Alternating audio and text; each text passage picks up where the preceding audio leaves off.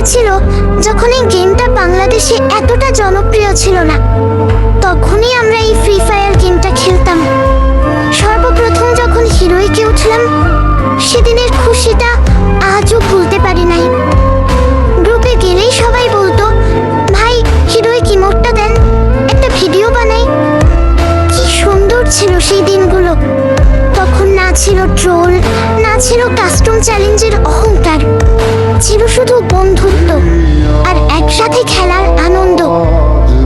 দিন গেছে, সময় বদলেছে, ফ্রি ফায়ার এখন অনেক জনপ্রিয়, কিন্তু যাদের সাথে বসে এই গেমটা খেলতাম তারা আজ আর নেই। সবাই হারিয়ে গেছে বাস্তবতার ভিড়ে। আজ গেমে ঢুকলে সবকিছু আগের মতোই লাগে, শুধু